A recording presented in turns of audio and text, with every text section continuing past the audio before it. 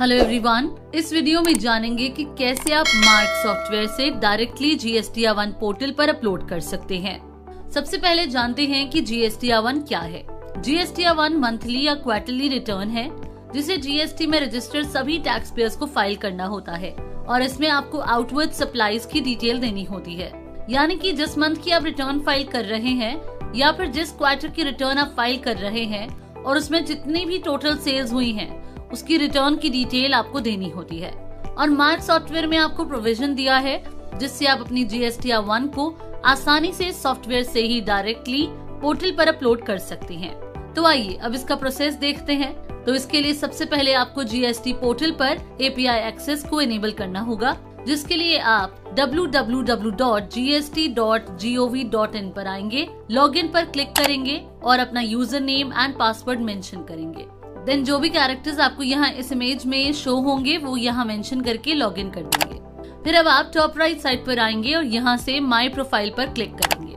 Then अब आप यहाँ क्विक लिंक्स से मैनेज API एक्सेस पर क्लिक करेंगे और अब यहाँ इनेबल API रिक्वेस्ट से यस सिलेक्ट करेंगे। इसके बाद फिर ड्यूरेशन सिलेक्ट करेंगे। जैसे अगर आप यहाँ 6 आवर्स सिलेक्ट करके कंफर्म करते हैं तो GST-A1 अपलोड करते टाइम आपको आपके रजिस्टर्ड मोबाइल नंबर पर OTP रिसीव होगा जो 6 आवर्स के लिए वैलिड होगा।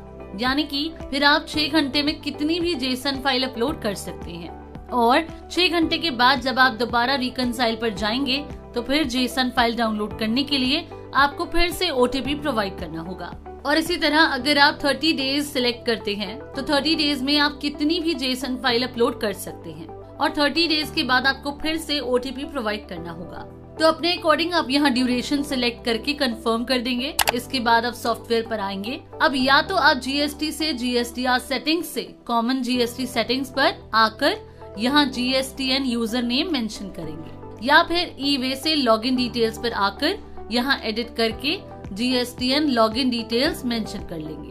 और ध्यान देंगे कि यहाँ आपको वो लॉगिन डिटेल्स देनी है जिससे आप GST पोर्टल पर लॉगिन करते हैं। इसके बाद अब GST से GST-R1 पर आएंगे।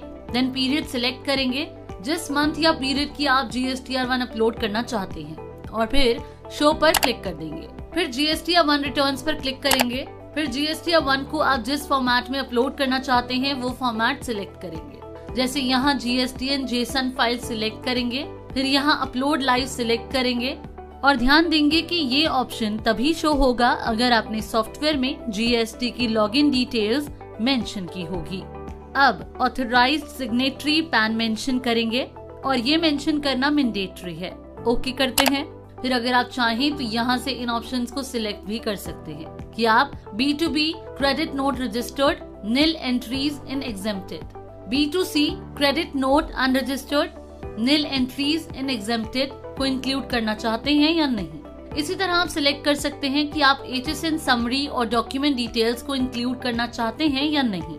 तो अपने अकॉर्डिंग इन ऑप्शंस को सिलेक्ट कर सकते हैं। फिर स्टार्ट पर क्लिक करेंगे और अब जिस लोकेशन पर JSON फाइल जनरेट हुई है उसका पाथ यहाँ दिखा रहा है। ओके करते हैं। और अब जैसे अगर आपने GST पोर्टल पर 6 आवर या 30 डेज सिलेक्ट किया होगा तो फर्स्ट टाइम जब भी आप GST-A1 अपलोड करेंगे तो यहाँ पहले सॉफ्टवेयर आपसे OTP पूछेगा। आप यहाँ OTP मेंशन करके वेरीफाई करेंगे। देन अगेन OTP की विंडो ओपन होगी। इसका मतलब है कि अगर आप GST-R1 अपलोड करने के लिए कंफर्म्ड हैं तो आपको आपकी रजिस्टर्ड ईमेल आईडी पर जो OTP रिसीव हुआ है जो कि अल्फा न्यूमेरिक में होगा उसे यहाँ मेंशन करके वेरीफाई कर देंगे। और वेरीफाई करते ही GST-R1 अपलोड हो जाएगी और साथ ही उसका रेफरेंस नंबर भी शो हो जाएगा और यहाँ आपको शो हो जाएगा रिटर्न फाइल। इसके बाद अगर आप यहाँ अगेन GST-R1 रिटर्न्स पर क्लिक करते हैं तो आप देखेंगे कि अब अपलोड लाइव का बटन डिसेबल हो गया है। तो इस तरह दोस्तों आप मार्क सॉफ्टवेयर से डायरेक्टली GST-A1 पोर्टल पर अपलोड कर सकते हैं। Thanks for watching.